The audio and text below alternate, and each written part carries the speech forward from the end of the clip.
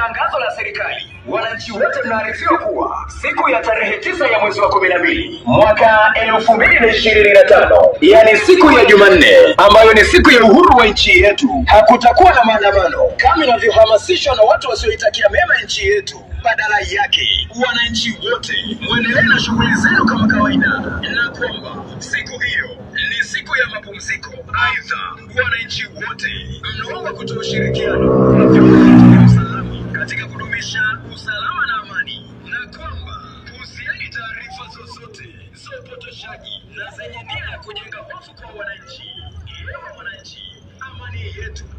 Ndio tangazo rasmi kabisa kutoka kwa serikali ya Jamhuri ya Muungano wa Tanzania. Hili ni tangazo mbali na wasihi wa Tanzania wote kuepukana na masuala ya maandamano ambayo yameratibiwa kufanyika tarehe 9 Disemba mwaka 2025. Ni siku ambayo serikali ilikuwa imetangaza kwamba hazitafanyika sherehe za uhuru kama ilivyo zoeleka kwenye miaka iliyopita, lakini badala yake itakuwa ni siku ambayo serikali itaweka hela zote ambazo zilikuwa zimeratibiwa kwa ajili ya sherehe za uhuru kuelekezwa katika kurekebisha miundombinu ambayo iliharibiwa na waandamanaji wa Oktoba 29. Lakini sasa hili tangazo linakumbusha Tanzania kwamba serikali imeshatangaza kwamba siku hiyo itakuwa ni siku ya mapumziko, kwa maana ya tarehe 9 ya Disemba itakuwa ni Jumanne. Itakuwa ni siku ya mapumziko, lakini pia raia wameomba kuendelea na shughuli zao za kawaida ambazo walikuwa wameziratibu kuzifanya, tofauti na kuwasikiliza wale ambao walikuwa wameratibu kufanya maandamano. Wamesema kwamba wapuuze, ama kila mwananchi anahitajika kupuuza tangazo lolote ama uhamasishaji wote ambao unahusiana na kufanya maandamano ya tarehe 9 Disemba mwaka 2025. Ni tangazo ambalo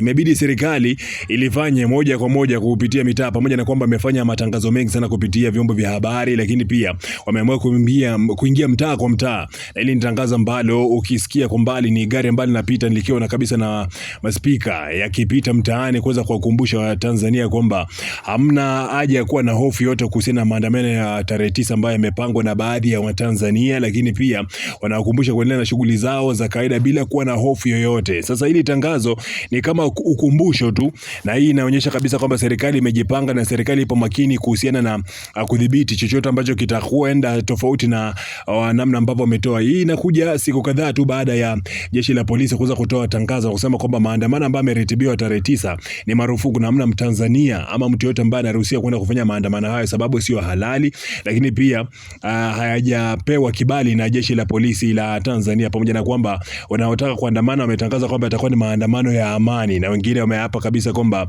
hata ruhusu silaha yote aina yote katika maandamano hayo. Sasa hivi kuna vikundi kadhaa ambavyo vimejitokeza kuweza kupinga maandamano hayo, na kuna wale ambao wameapa kabisa kuendeleza harakati zao za kuhakikisha kwamba wanaingia mtaani tarehe 9 Disemba kwa ajili ya maandamano ambayo wamesema kwamba ni maandamano yasiyokuwa na kikomo. Anyway, bado siku moja tu tarehe 9 ifike, na kila mmoja ana shauku ya kutaka kujua siku hiyo itakuwa ni siku aina gani, serikali watafanya nini, na wale ambao wameratibu pia kufanya maandamano yao wamejipanga vipi. Ni swala la muda tu.